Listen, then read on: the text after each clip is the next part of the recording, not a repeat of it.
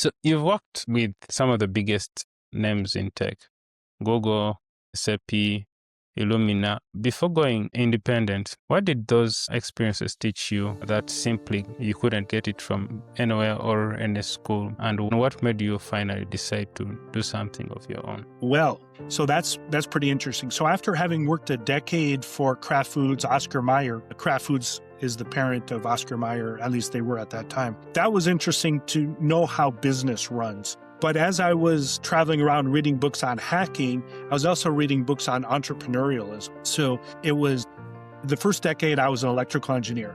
The second decade of my career, I was part of a health IT startup. So this was my first introduction to software as a service. In fact, this was back in 2000, and software as a service wasn't even really a buzzword yet. We were an application service provider for dialysis centers, kidney dialysis. And that was fascinating because I got to try my hand at entrepreneurialism. And the company was successful. It wasn't Google successful. I earned enough money to put 3 of my kids through college. But that was about it. I didn't get to retire as a wealthy millionaire like Steve Jobs, for example. So that really gave me the entrepreneurial bug, and working with a startup team and feeling the energy and the camaraderie, and like we were going to change the world. But after a decade, I left the company, and then I had to reinvent myself again. At that point, I got hired by an Amazon subsidiary.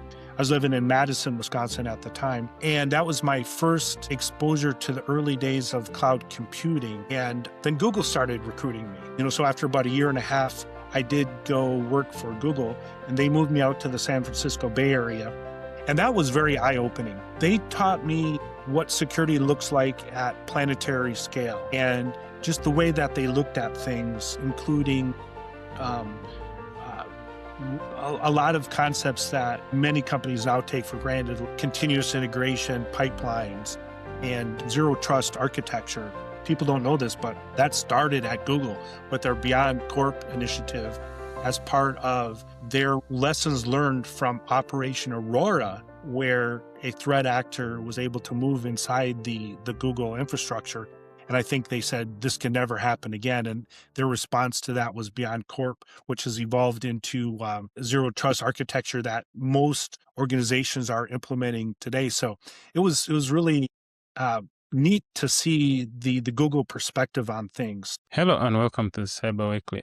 Today we have an interesting guest, Kenneth Hartman. He's a Michigan-based cybersecurity veteran who sits at a rare intersection of digital forensics, cloud security, and legal consulting. As the owner of Lucid Truth Technologies, he runs a forensics consulting firm that helps attorneys decode digital evidence from smartphones to cloud infrastructure. He simultaneously serves as the CISO of SampleServe and is a certified SANS instructor, bringing classroom credibility to match his field experience. His career spans from Google, SAP, and Illumina, and his credentials were anchored by elite GX security expert, and CIS reflects a practitioner who never stopped learning. Kenneth is the kind of cybersecurity professional who can walk into a room, into a courtroom, a boardroom, or a cloud architecture review and hold his own in all 3. Welcome, Ken. It's great to be here. Yes. So for starters, for those who don't know you, who is Ken? Well, I am a guy in search of the truth, I guess you could say. I grew up just enjoying playing with technology, learning how things work, taking things apart. Hopefully I can put them back together as well as I took them apart. And that's what I like doing with tech. Yeah, that's a classic boy trait where you break things, but putting them back together is usually the big conundrum. Kenneth, your career has taken you from electrical engineering at Michigan Tech to running a digital forensics firm and teaching SANS. That's quite a journey. What was the moment you realized cybersecurity was your calling? And did you ever picture yourself ending up here? Wow. So I started off in electrical engineering formally. So I was working for Kraft Foods helping to create food manufacturing lines like pizza and Lunchables and hot dogs, of course, the famous Oscar Mayer wieners. And that was fascinating.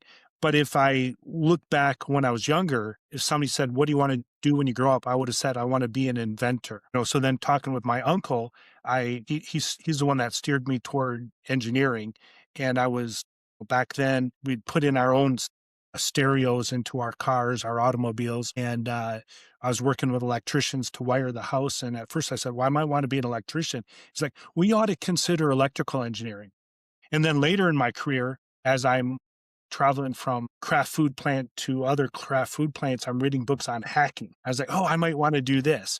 So then I re-engineered my career and went into the field of cybersecurity. For people who are just hearing about the term digital forensics for the first time, can you walk us through what a typical case at Lucid Truth Technologies actually looks like from the moment a client walks into the building and to the handover of your findings? Yeah. So when we talk about the word forensics, what that really is, it's the discipline of preparing evidence for presentation in court or a legal proceedings. So, of course, everybody thinks about the CSI TV shows, right, where they had these people that were collecting fingerprints and looking at crime scenes.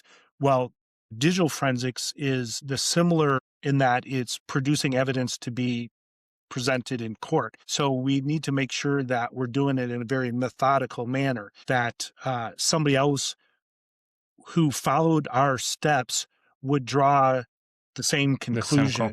So everything needs to be legally defensible. So I'll get calls. Now, typically I'll get calls from defense attorneys. The reason is because law enforcement, like in the US, there's the federal level and the state level. But even at the state level, law enforcement has access to tremendous resources. And then they arrest somebody. The defense attorney needs to answer some questions. Is my client guilty of what they're accusing him of? And are there any weaknesses in the evidence?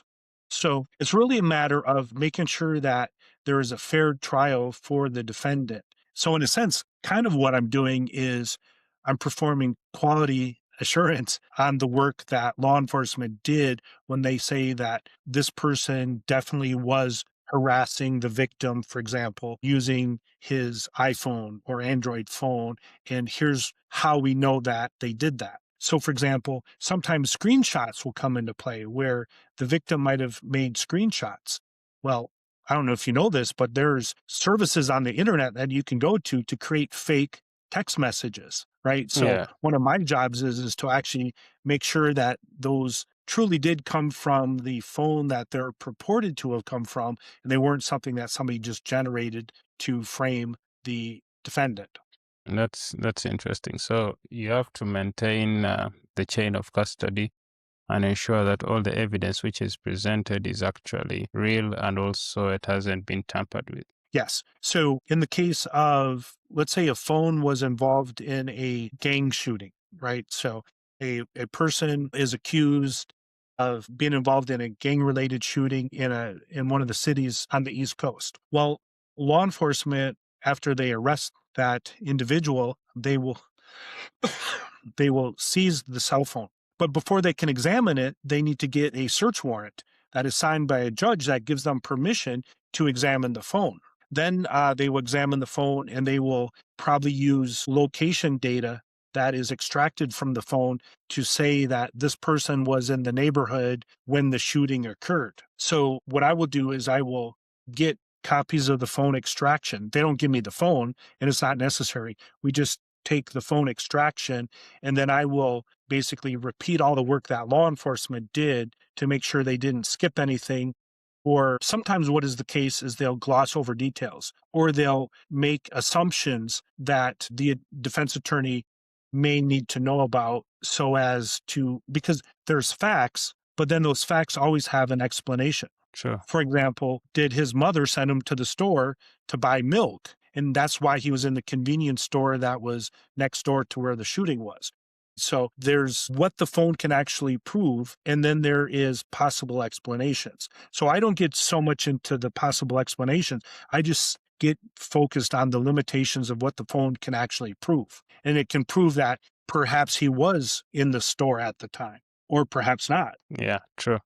It always makes me think of it in a way that before them coming to a conclusion of why did this person get slapped, it be in a situation where that person was actually provoked.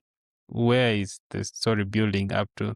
Because if you only see the final scene of the whole entire thing, you may think that this person is bad. What's the whole preamble before the incident actually happened? Yeah. So you've worked with some of the biggest names in tech: Google, SAP, Illumina. Before going independent, what did those experiences teach you that simply you couldn't get it from anywhere or any school? And what made you finally decide to do something of your own? Well, so that's pretty interesting. So after having worked a decade for Kraft Foods, Oscar Mayer, Kraft Foods is the parent of Oscar Mayer, at least they were at that time. That was interesting to know how business runs. But as I was traveling around reading books on hacking, I was also reading books on entrepreneurialism. So it was the first decade, I was an electrical engineer. The second decade of my career, I was part of a health IT startup.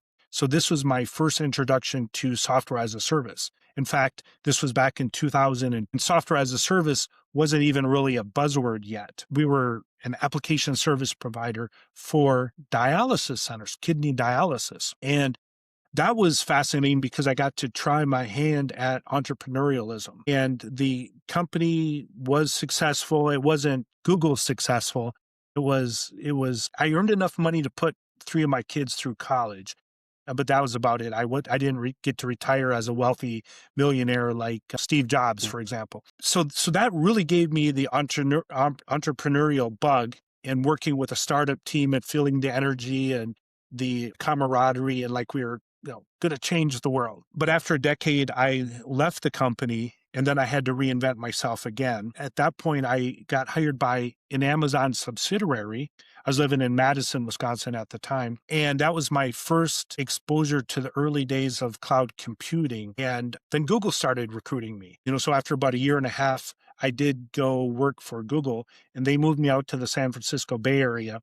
And that was very eye-opening. They taught me what security looks like at planetary scale, and just the way that they looked at things, including a lot of concepts that many companies now take for granted, like continuous integration, pipelines, and zero trust architecture. People don't know this, but that started at Google with their Beyond Corp initiative as part of their lessons learned from Operation Aurora, where a threat actor was able to move inside the Google infrastructure. And I think they said this can never happen again. And their response to that was Beyond Corp, which has evolved into zero trust architecture that most organizations are implementing today. So it was really neat to see the Google perspective on things. But I was still an entrepreneur at heart. Working at Google, I felt like I was just part of the machinery. So I then did a job change and went over to work for SAP. And of course, SAP is headquartered in Germany. And it was really interesting to learn their perspective on things like privacy and the rigor that they put into security and risk management. So I did that for a while until there were some management changes. And then I went to work for Illumina. And Illumina felt very much like a early phase growth company. They still had that startup vibe. They were doing a lot of really good things in AWS at the time. So that was when I really grew my cloud security skills, was working for Illumina, leading the team that secured all of their customer-facing cloud products. So fascinating experiences there, and a lot of great friendships along the way as well. So you could say that the time you spent in startups actually ignited that urge to actually set up something of your own. Yeah. So during COVID, I moved from the San Francisco Bay Area back to the Midwest. So I was born in Michigan, but my early career was in Wisconsin, which is right next door to Michigan. And I was trying to decide, where do I want to move? I had already started teaching for SANS now as a SANS instructor. So SANS didn't care where I lived as long as I was able to fly to where they wanted me to teach. And what's really cool about working for SANS is they fly me all around the world. So I've gotten to go to like Amsterdam. I'm scheduled to teach. I've been to Riyadh, Saudi Arabia twice, Qatar, so some Australia, so some fascinating places around the world teaching for them. So that gave me, more of a global perspective as well. So eventually I decided to move back to the Midwest and I chose Michigan to be closer to family. And I was here, this was during COVID, right? I started doing some executive coaching. And one of the questions was, when were you the most fulfilled in your career? And I had to be honest with myself. It was when I was working for that startup. The startup was called Visionex.com. It's now Renvio. And I was like working as part of a team, in an early startup. So that's actually the reason why I'm still involved in a startup, even though I have my own company. That company is called SampleServe, and I'm their Chief Information Security Officer, helping them navigate some compliance stuff. And then another thing that we have that's pretty exciting is SampleServe's workflow and software can be very easily tailored to crime scene forensics. So they've created a division of the company called Sample CSI that will be helping with the crime scene forensics workflow as well. So I've been able to keep my fingers in that startup vibe because there's a lot of energy and excitement, when you're involved with startups. But for my own company, Lucid Truth Technologies, I at one point have had staff. And then for now, I've decided that it's just going to be a single person company. And I can explain why, if we want to go in that direction. Yeah, you could explain because also me. I'm very curious to know that. Well, so one of the influencers that I follow closely is a security expert named Daniel Meisler. He teaches a lot about AI, and he makes the point that the ideal number of employees for any company is 0. So if I own the company, maybe I count myself as an employee, but now with AI technology, I'm finding that I can do a lot of what I used to do. In fact, I used to have a virtual assistant, and I was very fond of her because she did a very good job for me for a long time. But we eventually decided to part ways. I think she was getting busier and I was using her less and less. And now my AI does everything that she used to do for me. It schedules my Zoom meetings. It fills out my expense reports and so forth. So I'm just like, do I really need an employee? Makes sense, I guess. So how much have you automated? So anything that you need to do more than once, you should get better at. And one of the best ways to get better at it is to automate it. So what I'm doing in my personal life and in my company is I use a system that it's a framework that sits on top of Claude Code. Now, you probably have heard about OpenClaw, and I'm sure many of your listeners have, right? So it's kind of been viral. So I haven't really messed with OpenClaw, which is just a different harness.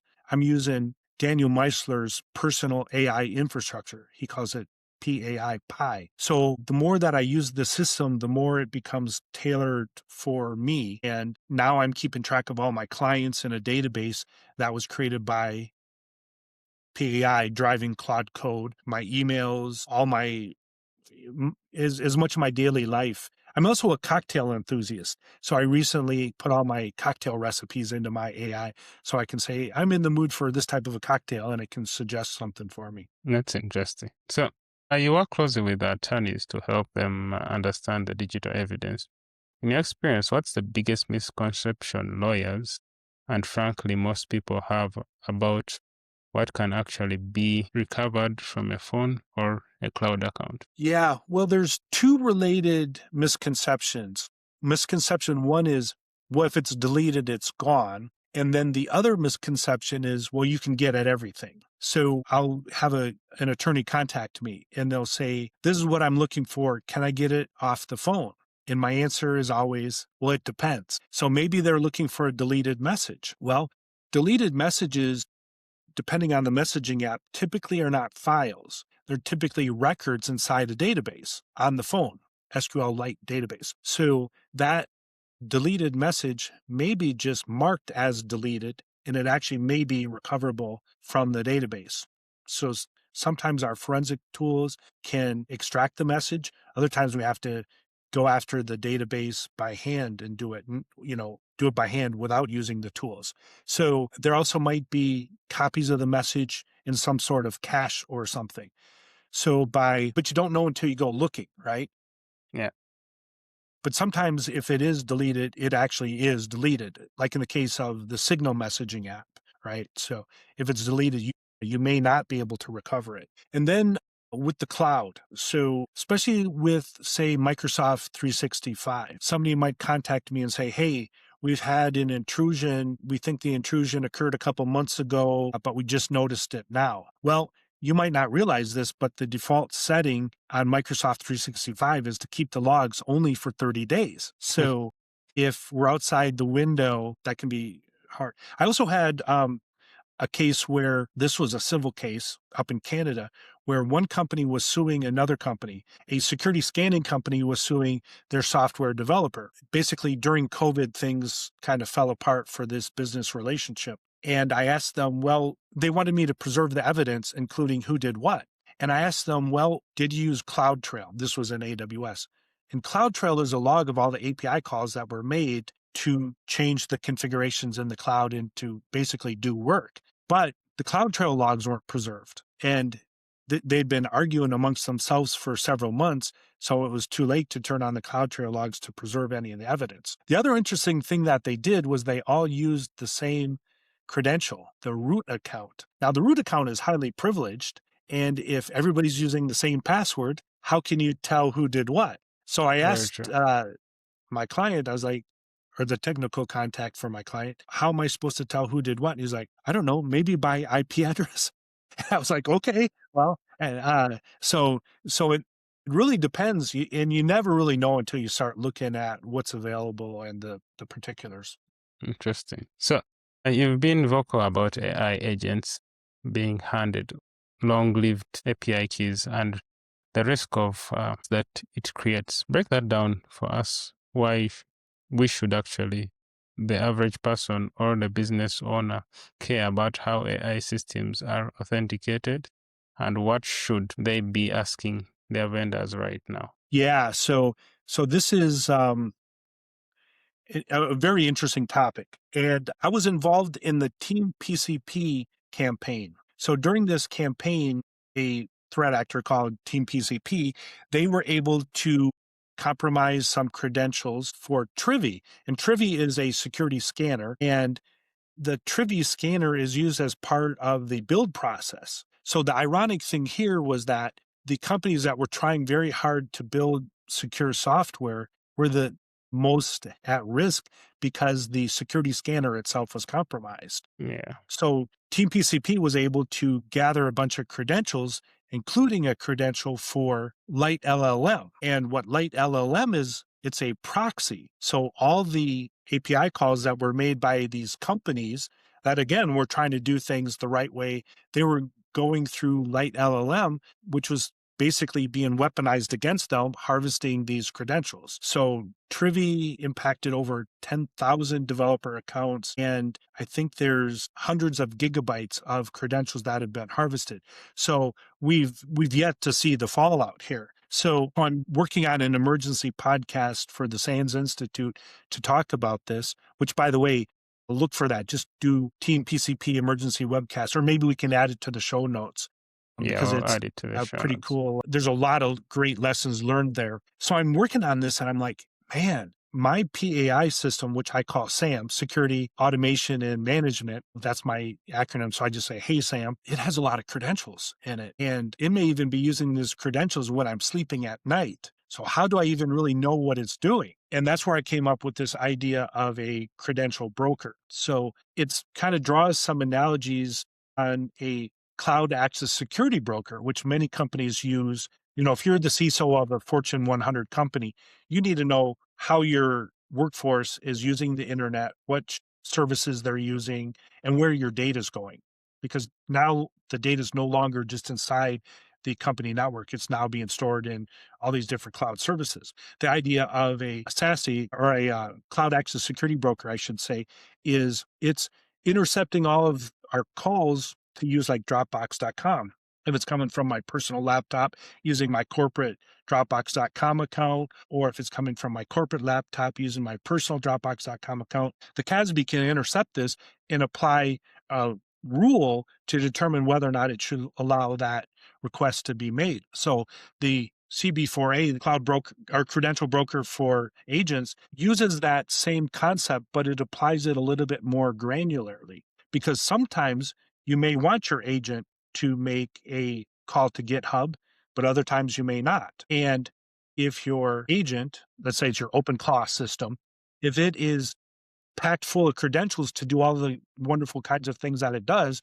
So just as an example, OpenClaw, people use it to send Telegram messages, to read their Microsoft 365 email, to read their Gmail, to spin up projects in GitHub, to even exchange cryptocurrency, right? So you've got all these powerful credentials that are sitting in a single spot, just waiting for somebody to steal. And there's even the ability to create prompt injection, conceivably, that could send them all to a specific Gmail account. So we need to have a mechanism to guard against that. So the idea of the credential broker for agents is that your OpenClaw or my SAM system doesn't actually ever have the credential. Instead, it goes through a proxy, which would take a look at the agent's request, determine the credential that it needs, or credentials plural that it needs, and then it would apply a business rule to whether or not that request should be granted. And if it should be granted, it will actually go do the work for you. So for example, in the case of GitHub, maybe I want to create a brand new Git repo. So the policy decision point would say, is this action authorized? And then if it says yes, it would send that decision to the credential dispensing point, which would go do the action that the agent wanted to have performed. Yeah, that would be actually way better, because letting the AI think for itself is also not so good. Yeah, well, so, in the CB4A actually has 3 different levels of approval. So the policy decision point is what's actually enforcing the policy. So certain things like perhaps reading your email, maybe you have a policy that just says, yeah, that's always allowed. Whereas the highest level ones would actually use a FIDO compliant approval where you have to use a passkey, for example, to authorize the action. And we want it frictionless, right? So the human says, I asked the thing to trade my Bitcoin for me. So I'm expecting it to be able to do the API call on my behalf. So I'm expecting to get that request. And when the request comes through, I give it my finger touch ID, and then it releases the passkey to go do that. That way, the human is always in the loop for the highest criticality approvals. Yeah, that's interesting.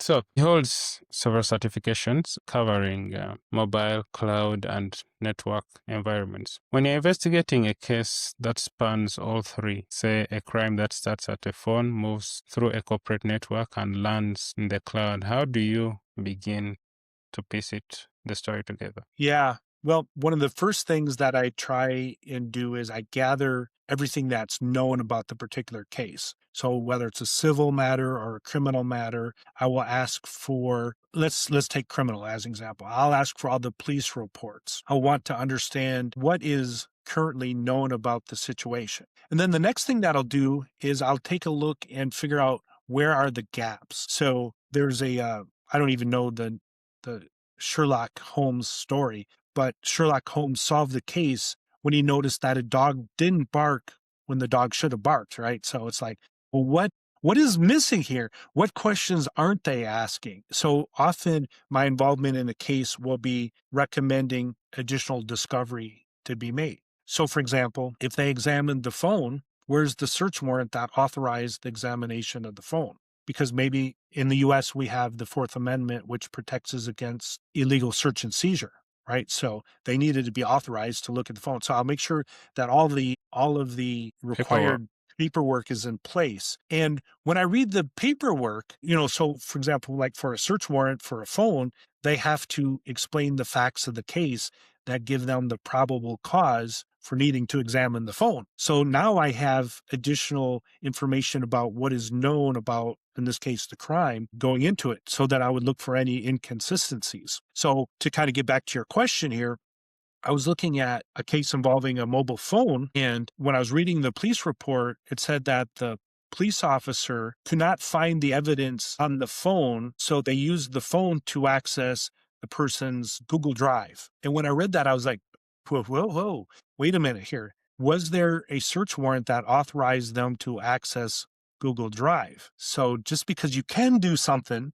doesn't mean you should. Should. So the law enforcement officer had permission to examine the phone, but they didn't have permission to use the phone to pull down the cloud account. So this is something that needed to be raised. And I was just on the surface of this case, so I don't know how it turned out, but that's the type of thing that I would look at. Then if the information brings me to the cloud, I mean, that's where things start to really get fascinating. Or internet services. So like with Google has Google Takeout, where you can basically download all of your information from any of the Google services or all of them.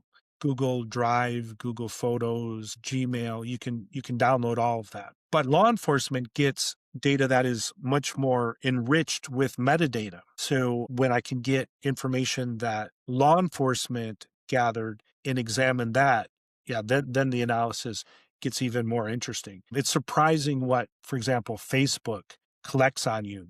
They know exactly which devices you've used, your IP addresses, your geolocation. But unfortunately, you pretty much have to be law enforcement to be able to pull that down. Now, it gets even more challenging if you're in other countries outside the US, because then you may need to work through what is called a mutual legal assistance treaty to have US law enforcement help the law enforcement, let's say it's a country in Africa that's trying to investigate this crime. So it requires the law enforcement agencies to work across international boundaries as well. Yeah, that's interesting. Now, you recently wrote about the Carpenter decision and legal frameworks around the cloud evidence and IP-based investigations. How is the law keeping up or failing to keep up with with the pace of the technology, and where do you see the biggest gaps right now? Yeah, wow. I think it's going to be a very interesting future. So Carpenter is unique to the United States.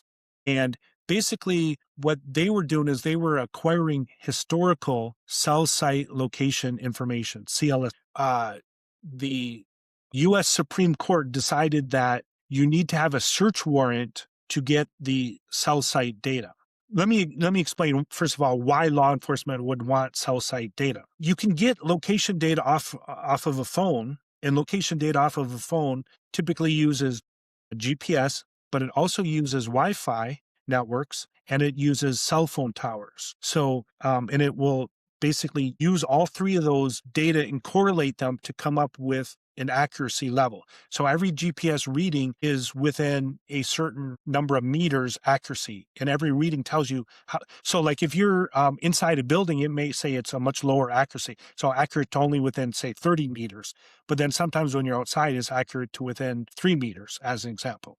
And that really matters because if you don't know exactly where the person is, maybe there's reasonable doubt. Now, you also want the cell phone towers data because that you can use to corroborate the cell phone data.